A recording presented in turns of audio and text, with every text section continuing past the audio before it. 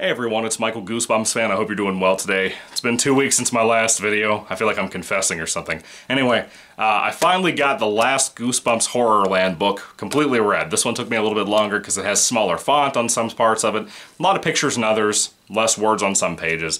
It's a little bit like your typical Goosebumps book, but oddly enough, this is not written, as far as I know, by R.L. Stine. I'm pretty confident this is written by Scholastic and some random anonymous author, but I really dug this a lot. It's one of my big recommendations out of the HorrorLand era of Goosebumps that came out from like 2008 to like 2012 or 13, somewhere in there. I don't know how long this lasted.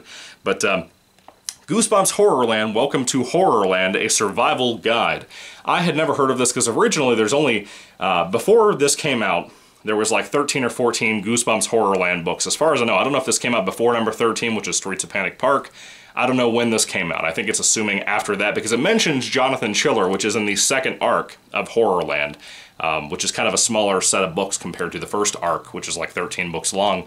Anyway, I'm pretty sure this is kind of a precursor they hadn't planned in between Arc 1 and Arc 2. I could be wrong about that. Even so, I'm pretty sure Stine didn't write this, but it doesn't matter. It doesn't matter at all.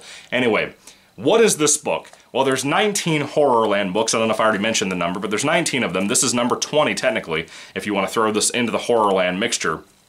There were going to be more. Of course, they had Claws before they started the Hall of Horrors series, which I don't know if that's still kind of its own secluded HorrorLand thing, but that was going to be number 20 of the HorrorLand series. They decided to make it its own little spin-off called Hall of Horrors, which has like 6 books or 5 books or something. I have all those too. I just haven't read any of them yet. Anyway, so after this review also, I'm going to plan on uploading a ranking video of all the HorrorLand books too, just in case you want to know about that. Getting to the actual book itself, what is this book? Goosebumps is typically a story book. It's typically a novel, kid's novel, middle grade novel, whatever you'd like to call this, focused on a couple of characters, a main character. Sometimes it's in first person, sometimes it's in third person. That's not what this book is. It's not just an encountering monsters type of thing. It's not your typical Goosebumps, just novel, novelette, novella, whatever you want to call these things. Short story, I think a lot of them would qualify as. This is just a straight up survival guide, and it's pretty cool. It's actually a pretty cool book. If this sounds like a gimmick book to you, when I describe it to you, you're absolutely right. But it's a good gimmick book. It's not like when you have these game books that come out around the time when the first Goosebumps movie came out, for example, in 2015 or whenever it was. You have something that comes out like that. They have like little pop quiz books and movie novel books and stuff like that. It's not like that. It's kind of not really an interactive book, you know? It's basically, from what I assume, throughout this book, it's basically reading the guide to the park. Kind of like a pamphlet, but like a 160-page pamphlet about HorrorLand. Now, me personally, I don't know about you guys, but I think most of the fan base themselves, including myself, love HorrorLand. I think we have a blast reading about this place. Not so much the HorrorLand era of Goosebumps. There's parts of it that are really cool with that amusement park, but I think a lot of us really just in general love One Day at HorrorLand, the original book, or even Escape from Horrorland in this HorrorLand era. That's a pretty solid one. Or even Return to Horrorland from the Series 2000 books. That's a really solid one from what I remember. I wish we'd gotten a direct sequel to that too. This HorrorLand era kind of is, but kind of not. Even so, so the survival guide itself is basically you found a manual, and as you read through it, you'll see little notes at the bottom of the page and stuff written by Lizzie. Yes, Lizzie from One Day at HorrorLand, who is also part of the HorrorLand era of Goosebumps too. Lizzie is cool. Love the brother character. The cousin's not mentioned in here at all. Neither is the brother, I don't think. I think it's just Lindsay, or Lizzie. Anyway, there's not really a whole lot of references to things outside of the HorrorLand era, but there's a lot of cool factoids and interesting things about HorrorLand itself as an amusement park, its attractions, all these things. This, again, probably sounds like a bland, gimmicky book. I promise you, I am not fanboying over this. I kind of am in my own little fat heart, but on the other hand, it's not just being a fanboy. It's like, this is when you get a really good Star Wars movie. You know, when you're a big Star Wars fan. That's what I feel like with this. This could have been garbage. This could have been a complete gimmick trash fest, like some of these IDW comic books that have been coming out. It could have been really bad. But I'll be honest with you, I was very surprised with what I got here. I was very surprised with how developed this was. You know, even though it wasn't R.L. Stine, this felt like Stine writing it, number one. The humor's there, the way this person, whoever the anonymous writer was, I tried looking in the front, I guess you'd call it the credits, I don't know what you'd call that. I looked all over it. All I see is that Scholastic wrote this. So they must have hired somebody anonymously, but it had to have been somebody who's done some kind of R.L. Stine project before, because this read like Stine wrote it. And it was great. It was a great book. I had a freaking blast with this. I loved all the history about HorrorLand. You get quite a few little factoids here and there about the creation of the place, what it was like, how long it's been around. Apparently HorrorLand's been around since the 1970s. There's a lot of cool references to that kind of thing. I love for example, if you're talking about certain attractions, there's different sections of the book, of course. You might have a section about vampires or Werewolf Village, or the different rides, like, for example, the coffin ride that we all love, where it's like you get in a coffin and go down a river, basically. It's kind of like a lazy river, but it's really like a dead river, that kind of thing. It's such a blast, dude. Reading about all these different things, I had so much fun. Now, it kind of ties into the HorrorLand series, too. It kind of brings up that Byron is helping out the kids in the town. It brings up the VIP, which is very important, guests. It brings up stuff like that. It covers a lot of your favorite villains within the HorrorLand era, not so much outside of that. But, of course, Slappy is in HorrorLand in this series of books at different times. He's brought up in here quite a bit. And he was fun to read about. I was surprised with some of the cool stuff I saw in here with him. Again, it's not a story. It's just little factoids about certain things here and there. And it's a blast, dude. Madame Doom, some of the interesting things about her was cool. I had so many cool things I learned about in this book. I don't want to get too much into it, because I think there's a lot of information here that I might have just... I was having such a blast reading this over the last 2 weeks.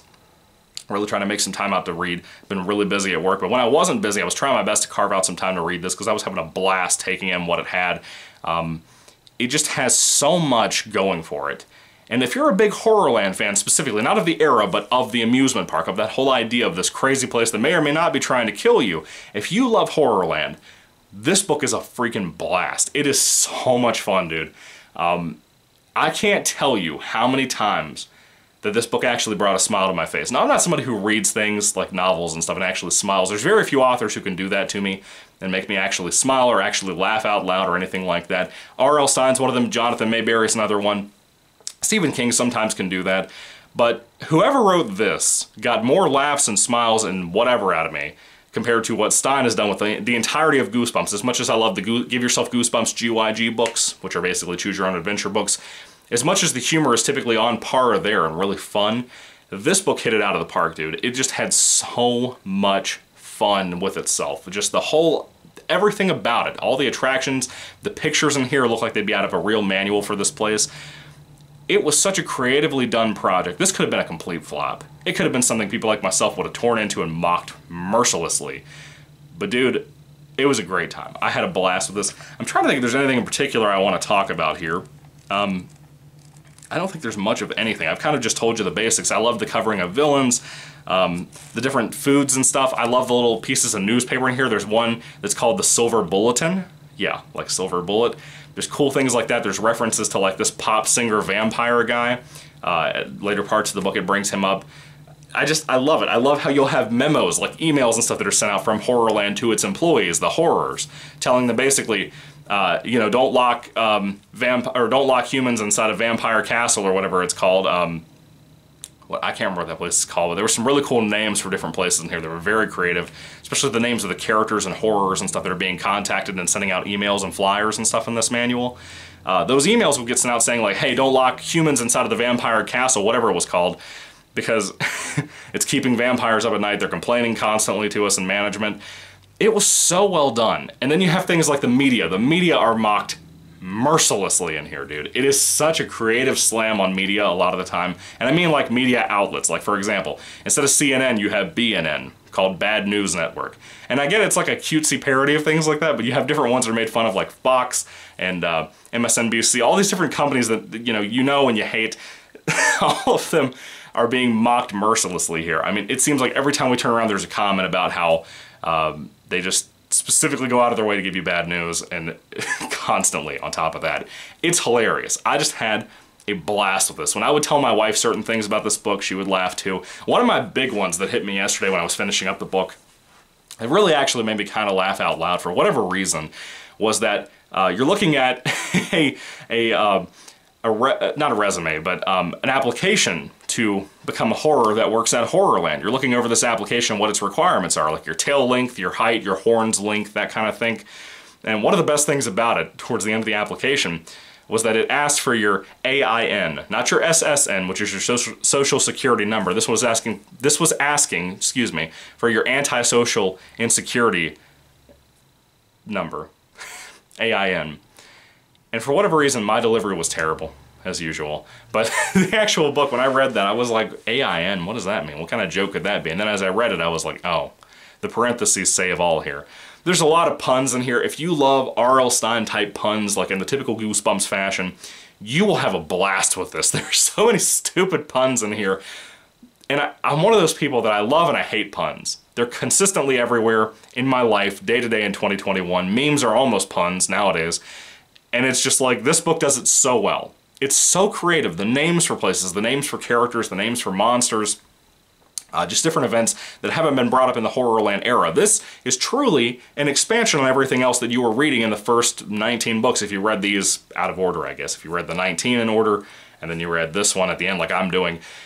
This truly, in my opinion, really works there. It really fits in and expands on everything you didn't see in the nooks and crannies of amusement park HorrorLand, and I just had a blast. I never thought that I'd have this much fun with it. I kind of went into this book like, okay, last HorrorLand book, gonna be done, can do my ranking, and then I don't have to talk about HorrorLand almost ever again, probably.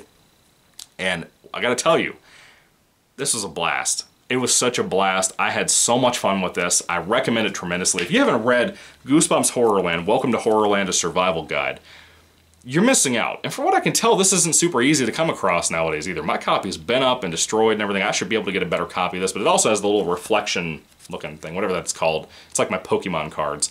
I had a blast with this. I cannot believe the library at Hamilton Public Library gave this away.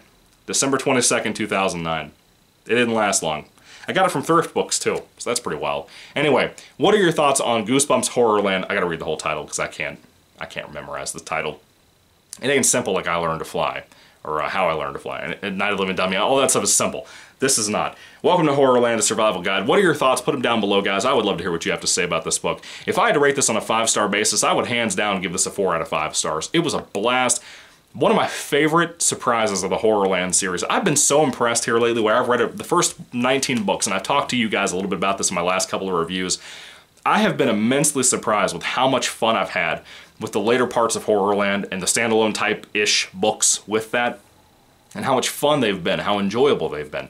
I've had so much of a surprise with how well received those were by me, you know? This is a really good one. This is one of my favorites out of the whole HorrorLand era, and it started off on a pretty good note, and then by the time we hit like book 3 in this series, it just really kind of dropped off for me. In a lot of ways. In a lot of ways, it really didn't resound the way I wanted it to. HorrorLand is not one of my favorite eras of Goosebumps of all time. Probably not in my top 3 even, for that matter. But even so, what are your thoughts on this book? Did you love it? Did you hate it? What did you think about this? If you read this, don't spoil too much down to the comment section, but if you did read this, please tell me down in your comment, if you post it, were you as surprised as I was with how in-depth this was? I just kind of expected, you know, the typical section thing, very bland, very, I guess short-sighted type of nonsense, just, oh, you go over here and you eat some bats. But it was way more advanced than that. It was so much more wild. I remember this one section of the book, I do want to tell you guys about this too. There's a part about how to hit the fashion of the current monster world and try to be a monster if you're not a monster, that kind of thing. And one of the things was talking about jewelry and the kind of fashion choices you could do for jewelry. And it talked about how you should just take a string and pluck out your own teeth and put your own teeth on a string and wrap it around your neck, and that would be more like what they're accustomed to. It takes a really wild person to be able to get that past censorship into a children's book, because that's, when you think about that, it's a lot more horrid, I guess, to put into a children's book. It was a blast. I had a freaking blast with this book. I could not recommend it enough. It was a great way to end my weekend for the most part. Well, it's Sunday, but still, it's Sunday morning. I basically consider it the end at this point. I'm gonna go get some lunch after I record this and do my ranking video and stuff later on. Anyway, what are your thoughts? Put them down below, guys. Thank you for watching. God bless you. I hope you'll stick around for the ranking video in the next upload, hopefully immediately after this. I'm trying to get back on track with picking up some videos and stuff. I do need to see the episode for Werewolf Skin, because I haven't watched that yet. I wanted to save it for Halloween because it's a Halloween book. So, I might try to get a review out for that at some point too, for that episode. Anyway, What are your thoughts? Put them down below. Thank you so much for being here and watching. God bless you once again, and goodbye, guys. Happy Halloween.